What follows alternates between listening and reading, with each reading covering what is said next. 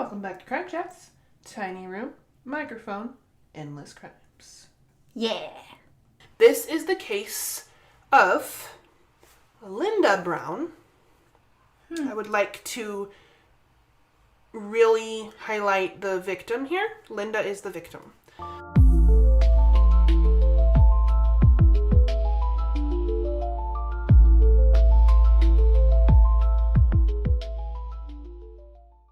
We're in a quiet house, suburb. Everybody should be asleep. It's real late. Television clicks off. A 14-year-old girl stands in a dark hallway looking at her 17-year-old aunt. Her 17-year-old aunt hands her a gun, and she can feel the weight of this gun is heavier than she remembers when they were at target practice. So this 14-year-old girl is standing in this dark hallway. It's quiet because everybody else is asleep. Her 17-year-old aunt hands the gun to her, and she's like, oh. So this weight is on her. In the bedroom at the end of the hall, her stepmother is asleep.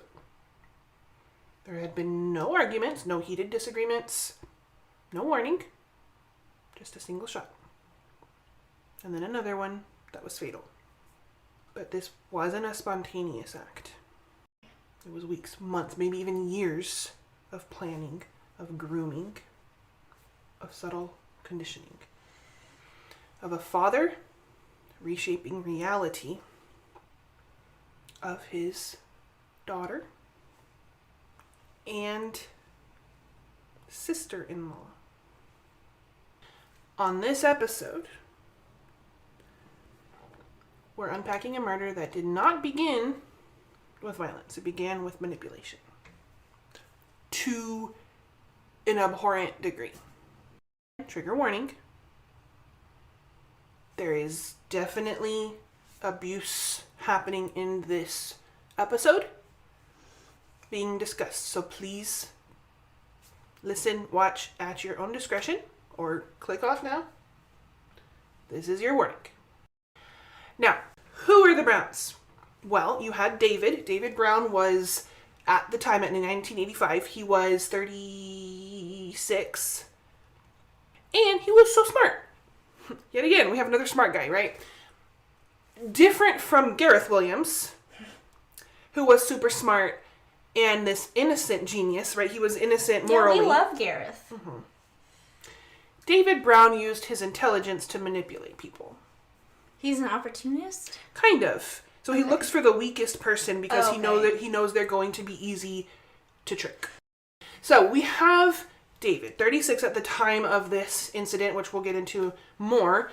And what's really sad is the murder of Linda should be the focus of this crime. Unfortunately, it's not. Okay. That's kind of what the courts saw as the criminal act. Okay. And the worst of the worst kind of thing. Okay. And that's what they could judge, and that's what they could process, right? But when we break it down and see everything he did and everything he masterminded and manipulated, it's like there's so much more and so much worse that he did. Oh, it just... So we have David. Okay. He's super smart, intelligent, computer whiz. He had his own company, data recovery, and he was really doing well in his career, but also like financially. And it's people like this I don't understand. You have it made. Yeah. You know, like, are you bored? Like, go get a hobby. You know, like it's not.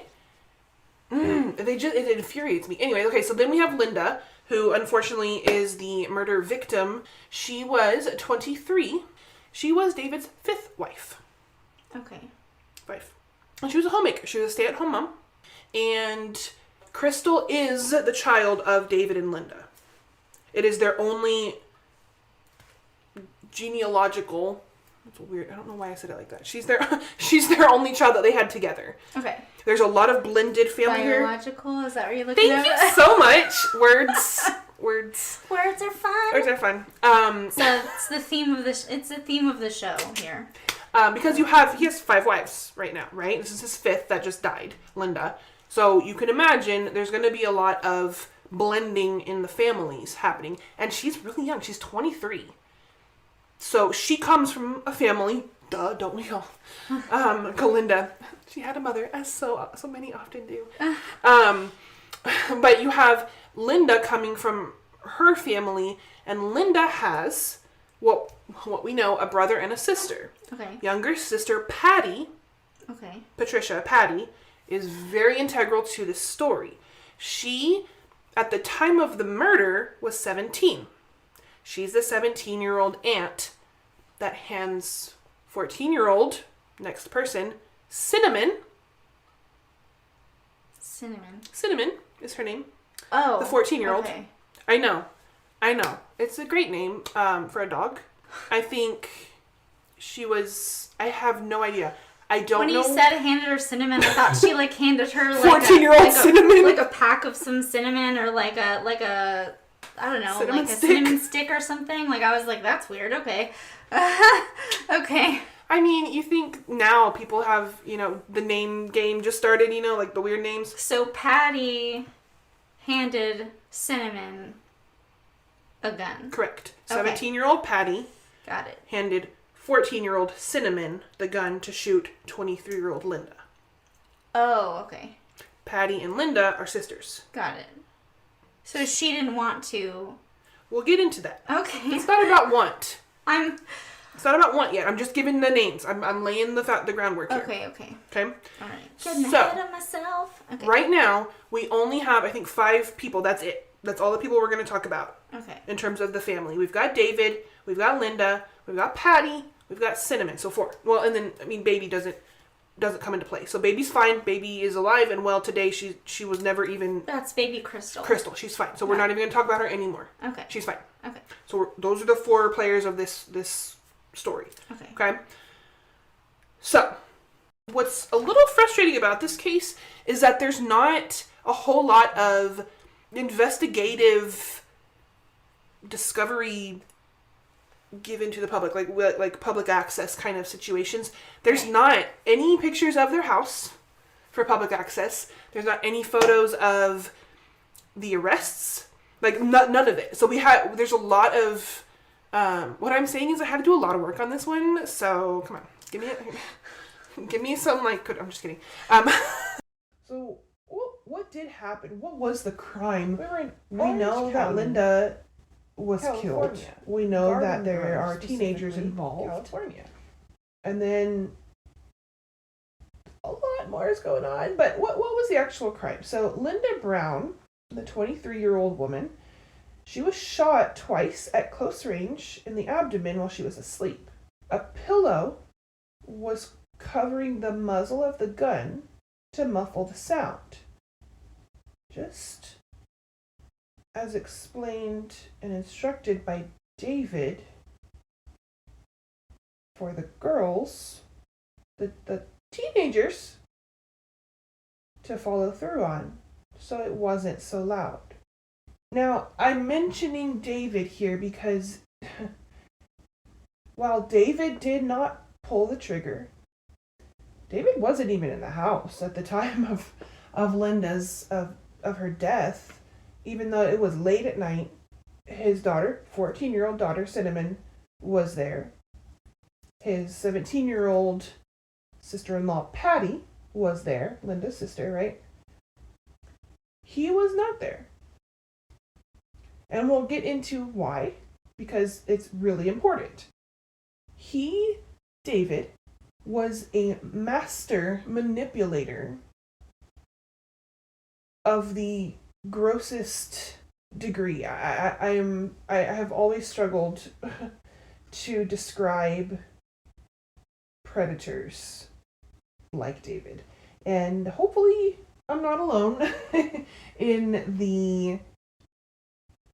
that. And let's just get into it. So, who was Patty? Let's get to know the other people in this story. Let's just get to know them. So Patty, Patricia Ann Bailey, known as Patty, she was Linda's younger sister. Patty moved in with Linda and David when she was only 11 years old. So according to Patty, she left her family home due to problems with her mother being just ridiculously alcoholic. She was struggling so much with alcohol abuse that she was just invisible to her mom. And then her brother, her own brother, Patty and Linda's brother, I guess, was molesting her from such a young age. Obviously, she's only 11 when she leaves the house, so the molestation from her brother had to have been happening when she was even younger. So she leaves this tumultuous home to go live with her older sister, Linda, and Linda's husband, David. Now remember, Cinnamon is also there. Cinnamon is the daughter of David from a previous marriage. So there's now 4 people living in this house. Right now, Patty is 11. Now remember, I told you from the beginning, we're going to go back to the ages because it's really important in this case when we're talking about children and child predators and these sensitive topics. So Patty moves in when she's 11. Remember, Linda is killed when Patty is 17. So how many years have passed? Let's do some math. So 6 years before Linda dies, Patty moves in with them. So if Linda dies when she's 23, what's 23 minus 6, right? So this is where I kind of get caught up in what is morally acceptable in terms of marriages, and I get kind of grossed out. I don't know how else to say it. When you have an older person looking at teenagers and children as potential life partners and spouses and sexual partners, and it's wrong, y'all. It's wrong. I don't see any situation where anyone could convince me that that is not wrong. And so this is where our math comes in, right? So if 6 years prior to her death, Linda is 17, then we know that David and Linda were married when Linda at the very oldest was 17, but logically it doesn't make sense if Patty were to come and like move in with them the night of their wedding, right? So I'm assuming that Linda and David had been married for a while, right? Sometime before that. So Linda was younger than 17 when they got married. That's a huge question mark, speculation. Don't know. What do you think about that? And if David, right? David's older. He was 36 when Linda died, minus 6. He was 30 when Patty moved in. So, fun things to think about. I'm trying to make light of it because it makes me feel icky. So, David is 30 and Patty is 11 at this time when Patty moves in. Remember, Patty moves out because she's having issues with her alcoholic mother and the brother who's molesting her. Once she moves in, David almost immediately begins grooming her. Talking of marriage. Talking of just this romanticizing marriage to her and telling her how beautiful she is. And there's a quote from I think the LA Times. Yeah, when it's in the show notes too, you can read it. She says, quote, "He was everything. He was warm. He was loving. He was sensitive when I needed someone." End quote. It's so deeply unsettling and to the core just sad, because this little girl Patty, had escaped this situation from her brother, only to fall right into the hands of the same type of monster. Ugh. But now he's masking it as like this prince or knight in shining armor, rescuer and protector, and it's sickening.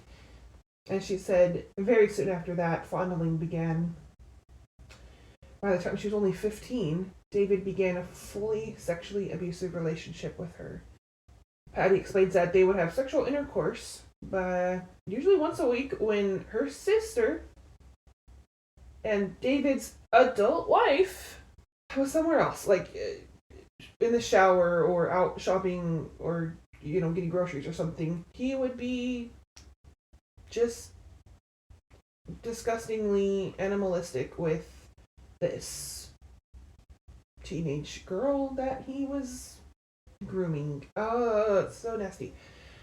So that's what's happening with Patty. And Patty, poor Patty. There's another quote. I believe it's from that same article from the LA Times, and she talks about. I'm paraphrasing, summarizing here, but she talks about how she didn't know any different. And I think that's so telling of kids, of people in these situations that grow up in abusive homes, and then they move on to not understand that's not love.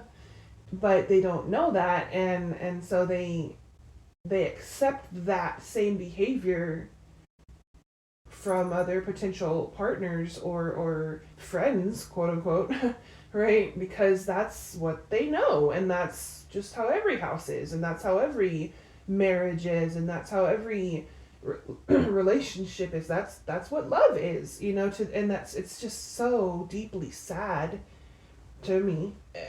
And I just, it is unfathomable that human beings are capable of doing this to other human beings, especially to children that are so impressionable and gullible, and will just believe you because you're the grown up. And it's so we have Patty, and now we have Cinnamon. So who was Cinnamon? Cinnamon was David's daughter from a previous marriage. She was from marriage number 4, and that was with Brenda Sands. So Brenda was Cinnamon's mom. We won't talk too much about Brenda, but just to know that she was David's previous marriage and Cinnamon's mom. Now Cinnamon is living with them, right? And she was 8 years old when Patty came to live with them. So Patty and Cinnamon are very close in age, but Patty is Cinnamon's technical aunt. Right? Not technical, she's her aunt. But she's her mom's sister. Not her mom, her stepmom. Her stepmom's sister. So she's her aunt. So Cinnamon is very young. She's 8 years old when she's seeing this behavior from her father toward her 11-year-old and 12 and 13 and 14, and continuing on, but to her aunt, and I can only imagine it has also to some degree been imposed upon her as well, because if you have a child predator, I don't think David kept it to just Patty. I didn't see any evidence or testimony that Cinnamon said her father sexually abused her or molested her. That's not to say it's not out there, or that it didn't happen, or she didn't say that. I did not see that. I find it very unlikely that if that is his motive or his type, little girls and teenage girls, then he had his daughter, and so I don't know. Cinnamon loved her father very much. And again, David was a really good manipulator. One of his favorite things to say was, quote, "If you love me, you would do this for me," end quote. This was a constant line David fed to Cinnamon, referring to, dun dun dun dun, killing her stepmother.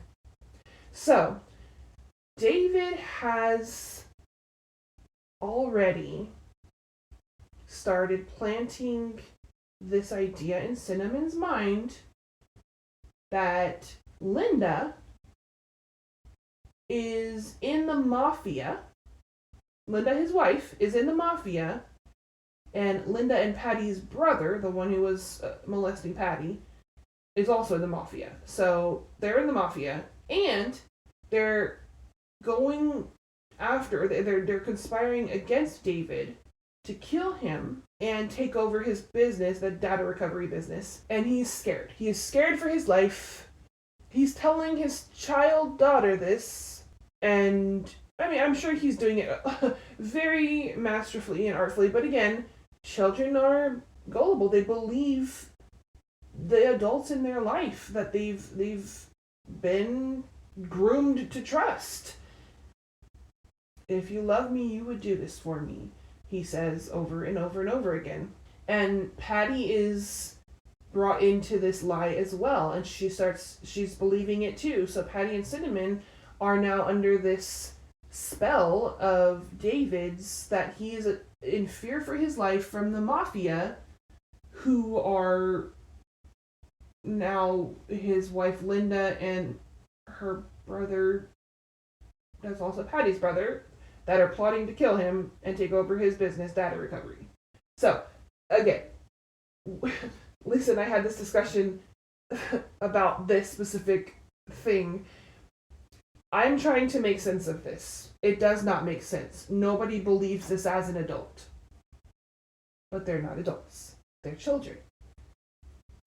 And children believe things when trusted adults tell them it's true. They believe it with very little questioning. David also tells Cinnamon, "You know what? I just don't have the stomach for it." Talking about killing his wife, her stepmother. "But you, Cinnamon, you seem to be a better candidate to do it." She's 14, David. She's 14. At the time of the death, anyways. I forgot. Everyone is invincible when we're teenagers, right? Nothing bad ever happens to you as a teen. Nobody understands you, and you can do anything because blah, blah, blah. XYZ will never happen to me. David must have been banking on these superpowers in Cinnamon, running wildly through her veins. Clearly, David had run out, He's 36. So, this looks to be David. I'm sorry. I have to make light of it because he's such a sicko. So, let's jump to 1985. So, this is the year very, very soon, very close to the actual death date of Linda. So 1985, 17 years old, Patty stands over her sister's sleeping frame with a loaded gun, pointing at her body, prepared to kill her for the man she had been groomed to be completely devoted to. She had to protect him against the mafia. Because that makes sense, right? Again, I'm an adult. I know it doesn't make sense. Patty is a kid, teenager. She's been groomed her whole impressionable teenage years to believe this. But she can't pull the trigger. She can't do it. She's got a moral compass in there, She knows right from wrong. I'm guessing. I'm assuming. I'm hoping. But then a month later is when the unthinkable happens. Patty's 14-year-old niece and David's own daughter followed through on the kill. And now Patty could finally keep David all to herself. So, Cinnamon, again younger, and David's own daughter, is the one who goes down for this murder. She's not found in the house when the police get there and see Linda dead in the bed. in the bedroom with 2 gunshot wounds to the abdomen.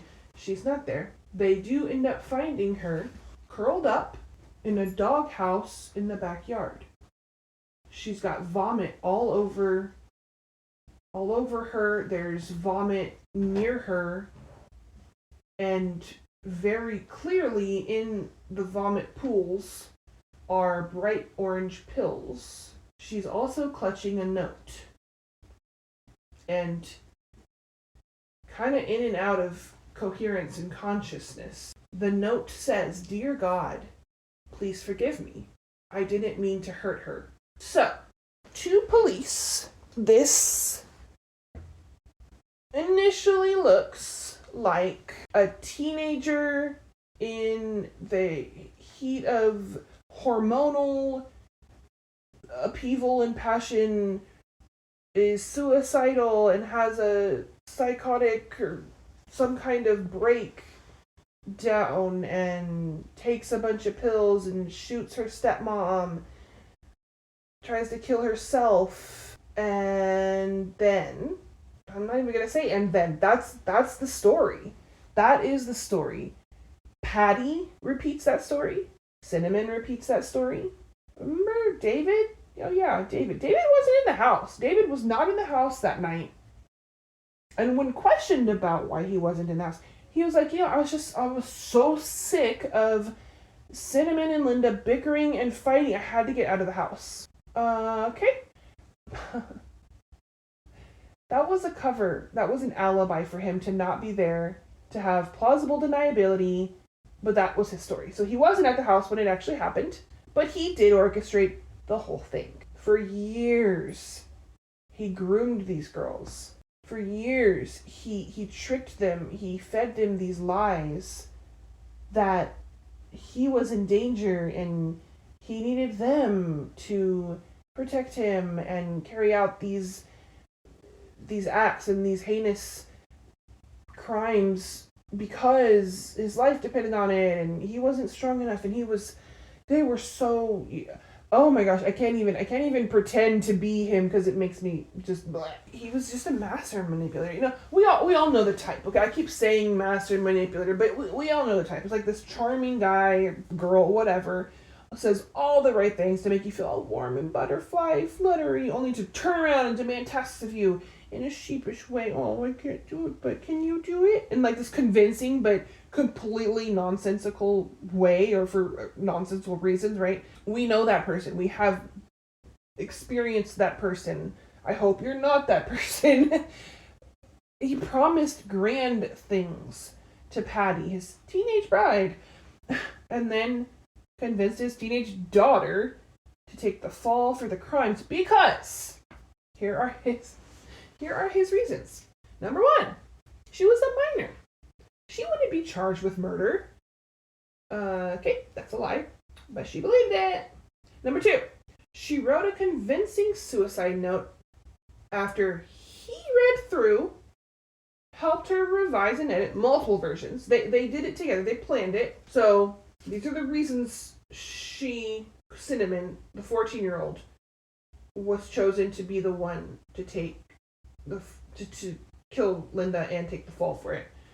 So she's a minor. She wouldn't be charged with murder because she's a minor. She's only going to have to go to counseling and psychiatry appointments, and she'll be fine. She'll be a free girl. She's a suicidal kid, so she wrote this really convincing suicide note. You'll be great. Let's practice together.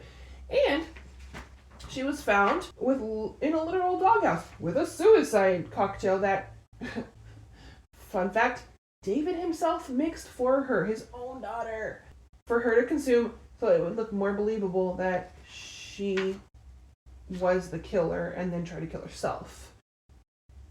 Oh yeah, he had another reason why he couldn't kill Linda, because he wouldn't do well in prison. He had health issues, so he explains this to his teenage daughter. It's so ridiculous to me. I can't do it with a straight, like, just normal voice. I'm sorry. Ugh. He's like, honey, look, I wouldn't survive incarceration, okay? Can you you're so much stronger than me. You'll do fine. Yeah, I don't know what the conversation was or how how he made her believe. I can't. I would have loved to be a fly on the wall for those conversations to be like, girl, why are you believing this? I don't know. I don't know. And I understand. I've been in a manipulative relationship before, but as an adult, not as a kid. So I don't know. I don't know that. Cinnamon gets arrested. Clearly, I mean, she did kill Linda. That's never been debated. She did take the life of her stepmother. At her trial,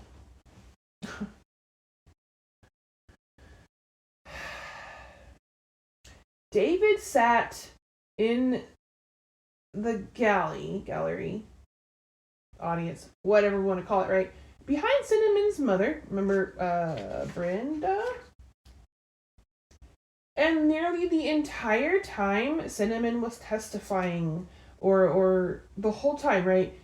We had like different, I think it was the prosecutor from the case notes. You'll see, I have it there. David was observed to be acting highly inappropriately, like poking his ex-wife and pulling her hair and giggling like a stupid teenager with a crush, while his 14-year-old daughter is testifying to the murder of his late wife. When Cinnamon is standing to receive her whatever, if the jury finds her guilty or innocent, the verdict, there we go, he's still doing this.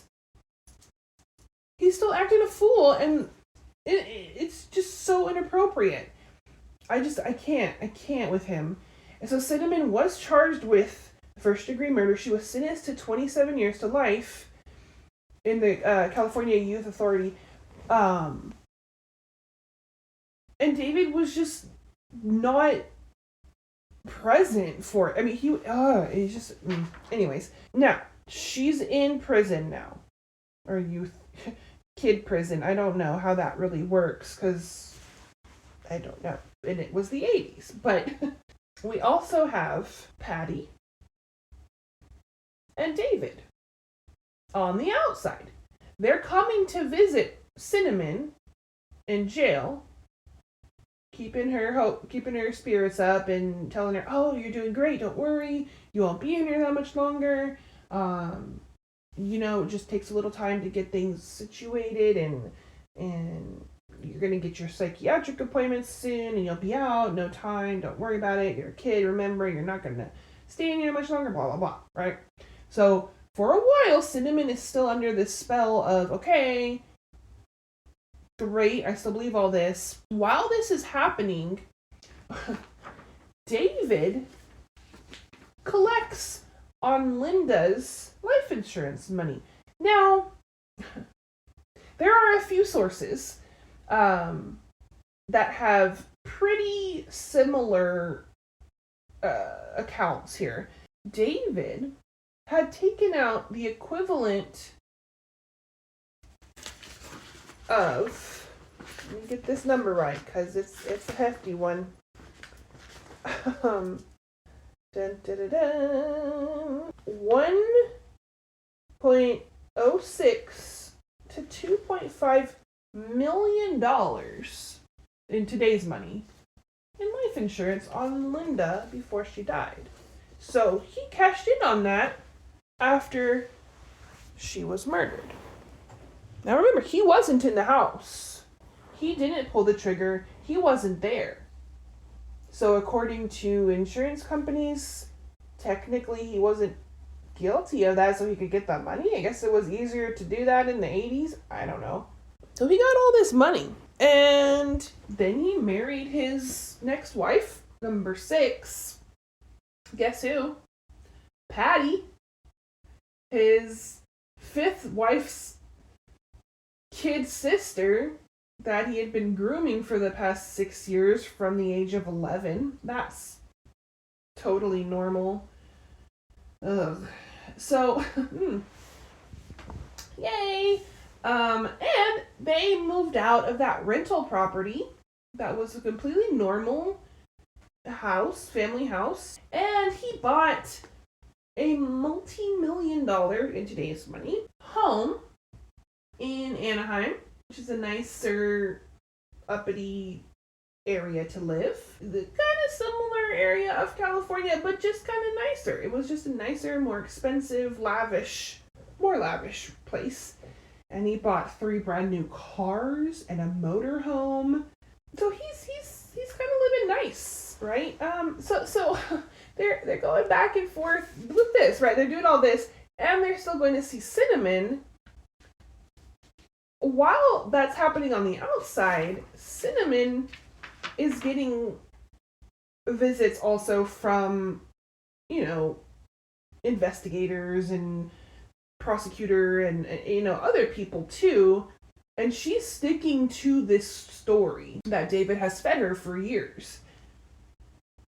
But a couple of years into her stay at this all expense paid juvenile penitentiary, she's like, I don't really like the fact that my dad and my aunt turned new stepmom are living it really nicely, like living at large, while I'm stuck in here in this tiny little cement cell eating slop every day. I'm not okay with this arrangement. So she started, I see this as her snapping out of it and starting to understand David's ludicrous lies. Like they don't make sense.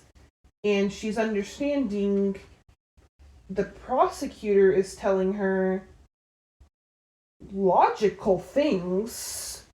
And she's like, yeah, that makes sense. And so she finally starts telling the prosecutor what really has happened in their family for years.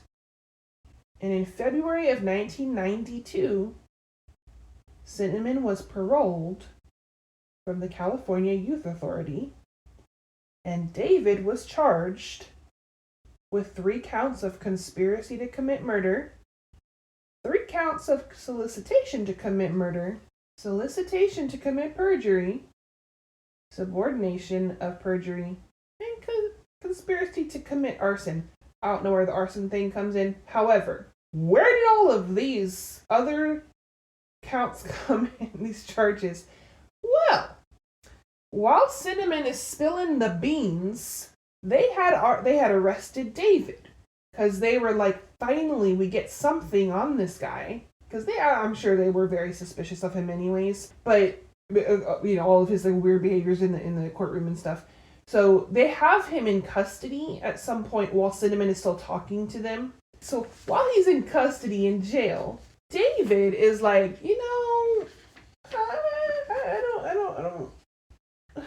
I don't like it so much.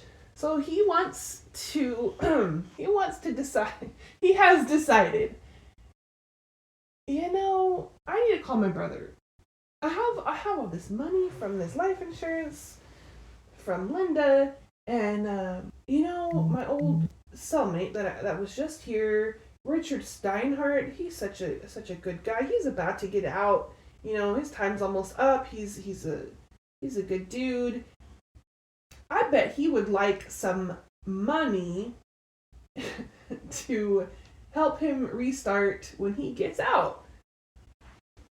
So he calls his brother. David calls his brother, and he says, "Hey, call my old cellmate, Richard Steinhardt, and tell him he can have X amount of money if he kills Deputy District Attorney Jeffrey Robinson, Investigator Jay Newell, and throw in Patty. You know what? Kill Patty too." What? Where does this come from? Why? What is David doing? Why? I'm laughing because it's so outrageous. Like, what is this guy's deal? So he's thinking, this is my brain. He's thinking, I am in jail right now. I'm waiting for my day in court to prove that I didn't do anything wrong, right? In the meantime, let's commit some felonies. What? This guy is a fool. Okay, so David's explanation is like, I thought this would delay the inevitable and give me an advantage. That makes no sense to me.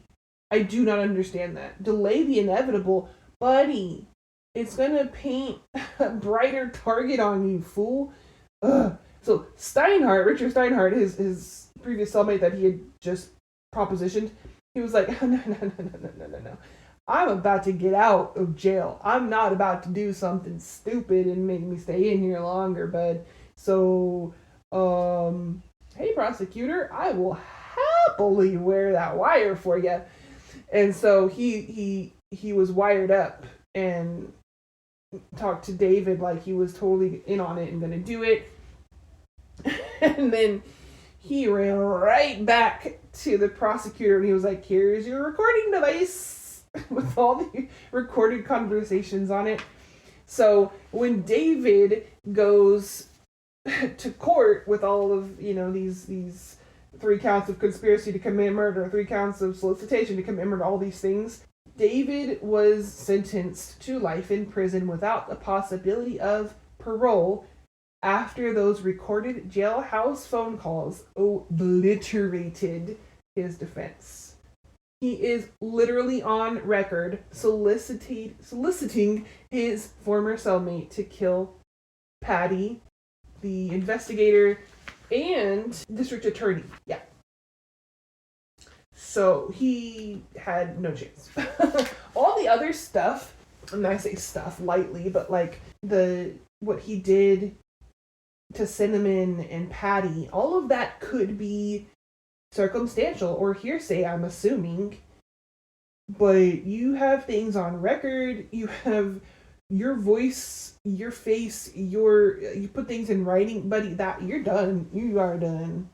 So he's done. He's put in jail forever. And then we have some timeline here I do want to go over a little bit. Patty was also arrested in 1988 when Cinnamon was, spilling the beans about the whole family affairs and everything, all the shenanigans going on.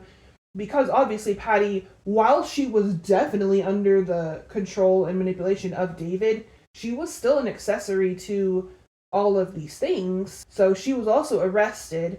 There's not a lot I found on her I couldn't find an affidavit or anything on her, but my guess is because what happened to Patty and Cinnamon was manipulation and coercion and this mind control and brainwashing from David. My assumption, my guess, is that Patty got off. Like she was not convicted of any of that because of the degree of manipulation from David. That's my guess. 1990, David Brown was convicted of first-degree murder and conspiracy, so that was just a few years later, right? But he had some time to live it up large, so good for him. And then in 2014, so that was, let's do some quick math. 24 years? Yeah.